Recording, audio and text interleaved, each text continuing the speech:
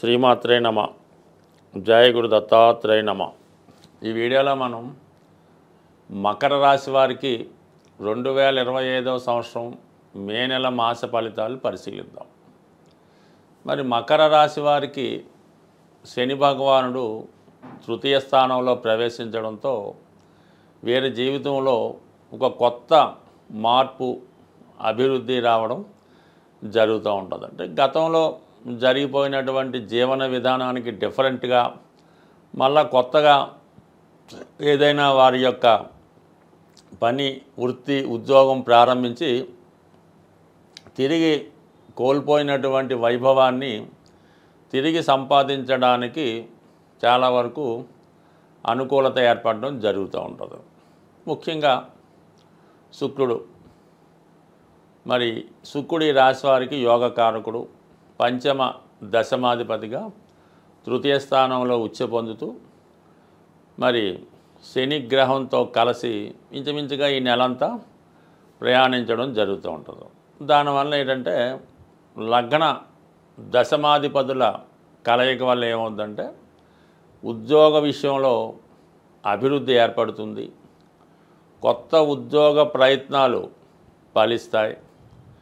మీ కుటుంబంలో ఉన్నటువంటి స్త్రీలకి ఉద్యోగ అవకాశాలు కానీ ఉపాధి అవకాశాలు కానీ రావడం జరుగుతుంది. వ్యక్తిగతంగా మీరు స్త్రీ అయి ఉంటే ఇంకా అది మిగతా వాళ్ళకన్నా చాలా అత్యధికంగా పదవి రావడం, అభివృద్ధి కలగడం జరుగుతూ ఉంటుంది. అలాగే స్త్రీలకి అంటే మగవారికి కూడా వివాహ ప్రయత్నాలు ఫలిస్తాయి. ఈ ప్రయత్నంలో తెలుసున్న సర్కిల్లో లేదంటే మీ కొలీగ్స్ కానీ క్లాస్మేట్స్తో కానీ వివాహ ప్రయత్నాలు ఫలించే అవకాశం ఉన్నది. మొత్తం మీద వృత్తిపరమైన సమస్యలు తొలగుతాయి, నూతన పరిచయాలు ఏర్పడతాయి. ఇక పంచమాధిపతిగా పూర్వపుణ్యస్థానం శుక్రుడు కూడా ఈ శని భగవానుతో కలియడం వల్ల మీలో ఉన్నటువంటి టాలెంట్కి అంటే మీరు ఏ రంగంలో ఉన్న ఒక నటన, నాట్యం, మ్యూజిక్, రికార్డింగు ఎందులో ఉన్న మీ యొక్క క్వాలిఫికేషన్కి తగ్గట్టుగా ఏదో ఒక అవకాశం కానీ పదవి కానీ ప్రోత్సాహం కానీ లభించే అవకాశం ఉంది. ఇది ఎక్కువగా రాహు ఎక్కడైనా ఉన్నప్పుడు అది సాఫ్ట్వేర్ రంగం కానీ సినిమా ఇండస్ట్రీ కానీ కంప్యూటర్కు సంబంధించింది ఏ విద్య అయినా సరే మీకు అవకాశంగా ఉండే అవకాశం ఉంది. అంటే ఫైనల్గా ఏదైనా మీకు ఎందులో ప్రవేశం ఉన్నా ఆ రంగంలో మీరు ప్రవేశించి ఇంకా అభివృద్ధి చెందుతూ మిమ్మల్ని మీరు రుజువు చేసుకునే సమయం అన్నది ఇప్పుడు ఉన్నది. అందువలన గతంలోలాగా ప్రతిదాన్ని పక్కన పెట్టి తర్వాత చూద్దాం అనుకుండా ప్రస్తుతం మీరు సిన్సియర్గా ప్రయత్నం చేసి 1-2 సార్లు ప్రయత్నం చేస్తే 100% మీ యొక్క అర్హతకు తగినటువంటి హోదా, ఉపాధి లభించే అవకాశం ఉన్నది.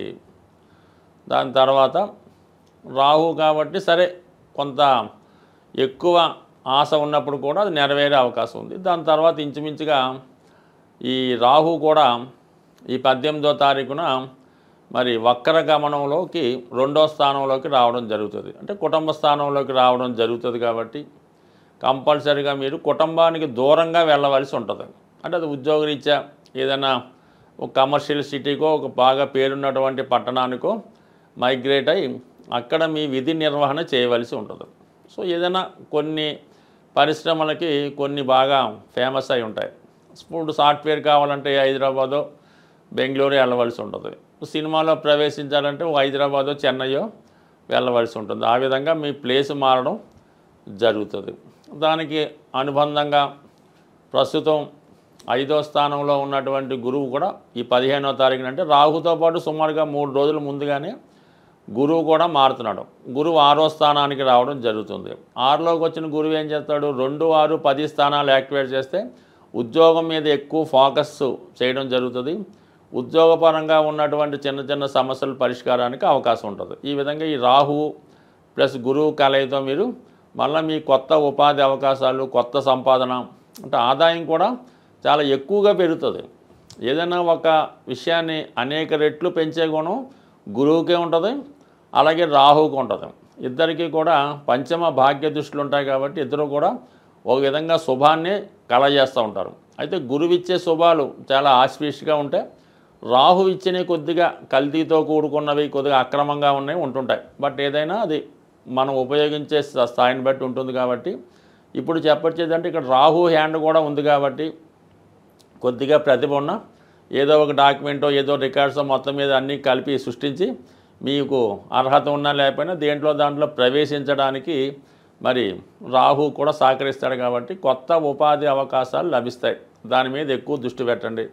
అటు రాహు అటు గురువు మార్పుతో కొత్త ఉద్యోగ ప్రయత్నాలు ఫలిస్తాయి. ఇక మిగిలింది ఏకంగా ఒక కుజగ్రహం, సప్తమ స్థానంలో కుజగ్రహం, రెండో స్థానంలో రాహు. ఇది కుటుంబ విషయాలు కొద్ది ఇబ్బంది పెడుతూ ఉంటుంది. భార్యాభర్తల మధ్య గ్యాప్ రావచ్చు. ఎవరో ఒకరికి దూర ప్రాంతంలో ఉద్యోగం, వేరే చోట ఉద్యోగం రావడం వల్ల భార్యాభర్తల మధ్య ఫిజికల్ రిలేషన్ తగ్గే అవకాశం ఉంది. లేదా కొన్ని సందర్భాల్లో ఏదో చిన్న చిన్న గొడవలు పడి దూరంగా విడిపోయే సూచనలు కూడా కంపల్సరీగా ఉండడం జరుగుతూ ఉంటుంది. అంటే సప్తమంలో ఉన్నటువంటి కుజుడు వైవాహిక జీవితానికి అంగీకరించడం, భార్యాభర్తలు కలిసి ఉండడానికి ఇష్టపడడం. మరి ఈ కారణం వల్ల మరి ఇవన్నీ కలిసినప్పుడు మీరు కొద్దిగా దూరంగా ఉద్యోగానికి వెళ్ళి అక్కడ సంపాదించి కొన్నాళ్ళ తర్వాత మళ్ళీ ఇంచుమించుగా నెల 2 నెలల తర్వాత మళ్ళీ అన్నీ సర్దుకుంటే మళ్ళీ తిరిగి భార్యాభర్తలు ఒక చోట చేరి మళ్ళీ కొత్త జీవితాన్ని ప్రారంభించే అవకాశం ఉంటుంది. గ్రహాలని, జ్యోతిష్ శాస్త్రాన్ని, గోచార ఫలితాలు నమ్ముతున్న వాళ్ళు సాధారణంగా ముఖ్యమైనటువంటి గ్రహాలు మారినప్పుడు వాటి యొక్క ప్రభావాన్ని చూపించడం జరుగుతూ ఉంటుంది. అందువలన ఏదైనా గ్రహం మారినప్పుడు ఆ గ్రహానికి సంబంధించినటువంటి పరిహారం చేసుకుంటే అది మనకి అనుకూలంగా మారడం జరుగుతూ ఉంటుంది. ఇప్పుడు ముఖ్యంగా 18 నెలలకి ఒకసారి మారే రాహుకేతువులు ఈ నెలలో మారడం జరిగింది. అయితే ఈ రాహుకేతువులే కర్మని నిర్దేశిస్తుంటాయి. అంటే గత జన్మలో మనం చేసినటువంటి పాపపుణ్యాలని ఈ జన్మలో అనుభవించే విధంగా ఇవి చేయడం జరుగుతూ ఉంటుంది. వీటినే కార్మిక్ కంట్రోల్ ప్లానెట్స్ అనడం జరిగింది. మరి ఈ రాహుకేతు మారినప్పుడల్లా ఏదో ఒకటి ప్రతివాడి జీవితంలో మంచి కానీ చెడు కానీ జరుగుతూ ఉంటుంది. అది జరగాలనుకునేప్పుడు మనం కామన్గా ఈ గ్రహాలకి పరిహారం చేసుకుంటే అవి మనకి కొంత తీవ్రత తగ్గి మంచి ఫలితాలు ఇవ్వడం జరుగుతూ ఉంటుంది. మరి ఇప్పుడు ముఖ్యంగా ఏ పని జరగాలన్నా, మనం ఏ గ్రహానికి పూజ చేయాలన్నా, ఏ దైవానికి పూజ చేయాలన్నా ముందుగా విఘ్నేశ్వరుణ్ణి పూజ చేయడం జరుగుతూ ఉంటుంది.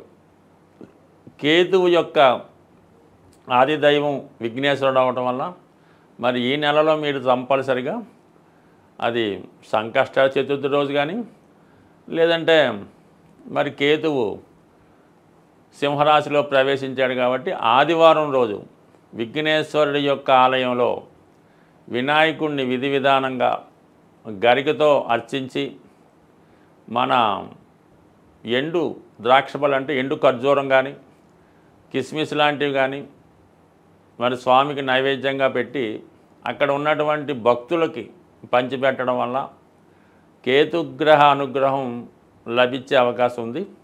కేతుగ్రహ అనుగ్రహం కావాలంటే అంటే పోక చెక్క అని ఉంటుంది. అది కామన్గా ఈ పాన్ సంబంధించిన వాళ్ళు తెలుస్తూ ఉంటుంది. అది ఒకటి పూర్తిగా పోక చెక్క మీ యొక్క వాహనంలో పెట్టుకోవడం వల్ల కానీ మీ యొక్క క్యాష్ బాక్స్లో పెట్టుకుంటే ప్రమాదాలు జరగకుండా అనుకూలంగా ఉంటుంది. కాబట్టి ముందుగా మీరు కంపల్సరీగా ఈ నెల 18వ తారీఖు తర్వాత ముందు చేసుకున్న తప్పులేదు, ఆదివారం రోజు విఘ్నేశ్వరునికి పూజ చేయించుకోవాలి.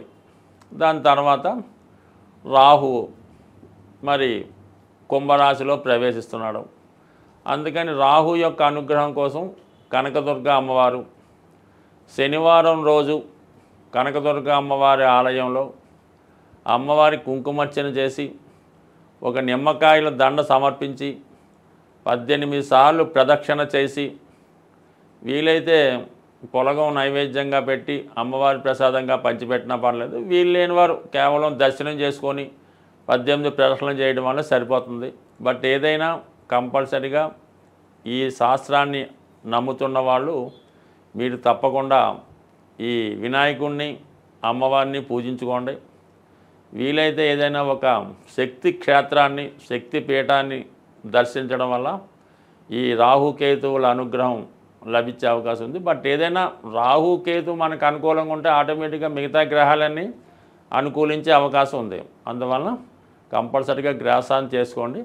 ముఖ్యంగా సింహరాశిలోకి కేతుగ్రహ ప్రవేశం అన్నది చాలా వరకు అధికారులకి పెద్దవారికి కొంత ఇబ్బందులు లాంటివి ఉంటుంటాయి. కాబట్టి నిరంతరం సూర్య నమస్కారం చేసుకొని ఆదిత్య హృదయ పారాయణ చేసుకొని ఆదివారం నియమంగా ఉంటే అటు ఆరోగ్యం ఐశ్వర్యం లభిస్తుంది. అలాగే ఇదే నెలలో గురుగ్రహం కూడా మనకి ఈ మే 15 మారడం జరుగుతుంది. గురువు ఏ భావానికి వచ్చినా ఆ భావ ఫలితాలు మనకి ఇంప్రూవ్ చేయడం జరుగుతుంటుంది. కాబట్టి గురుగ్రహ అనుగ్రహం కోసం అంటే శివుణ్ణి పూజించుకోవచ్చు, దక్షిణామూర్తిని ఆరాధించవచ్చు, దత్తాత్రేయుల వారిని ఆరాధించవచ్చు, లేదా మీ ఇష్ట దైవాన్ని పూజించవచ్చు, లేదా మీ తల్లిదండ్రుల యొక్క ఆశీర్వాదం తీసుకున్నా సరే గురుగ్రహం యొక్క అనుగ్రహం తప్పకుండా లభించే అవకాశం ఉంది. ఏదైనా చాలా కాలంగా తీవ్రమైనటువంటి ఇబ్బందుల్లో పడుతున్నాం, ఏ విధంగా కూడా మనకి దారి లేదు అనుకున్న వాళ్ళు మరి ఈ నెలలో ఒక అద్భుతమైన రెమెడీ ఏంటంటే ఏదైనా మీకు దగ్గరలో ఉన్నటువంటి గోశాలని దర్శించి మీ యొక్క వెయిట్ మీరెంత బరువు ఉన్నారో అంత బరువు ఉన్నటువంటి వెయిట్ చూసుకోండి. మీరు ఒక 80 కేజీలు ఉన్నారనుకోండి, 80 కేజీలు ఎండుగడ్డి కానీ పచ్చగడ్డి కానీ దాని ఖరీదు ఆ గోశాలలో డొనేట్ చేయవలసి ఉంటుంది. అయ్యో అంత శక్తి మనకు లేదు అనుకున్నప్పుడు దాంట్లో 8వ వంతు అంటే మీరు 80 కేజీలు ఉంటే ఒక 10 కేజీలు పచ్చగడ్డి లేదంటే ఎండుగడ్డి ఆ గోశాలలో డొనేషన్ చేయడం వల్ల మీరు పునర్జన్మ కొత్తగా జన్మ ఎత్తి ఎంత బాగుంటుందో అంత ఐశ్వర్యవంతంగా అదృష్టవంతంగా ఉండే అవకాశం ఉంది. ఈ చిన్న ప్రయత్నాన్ని చేసి సక్సెస్ అవ్వాల్సింది. స్వస్తి.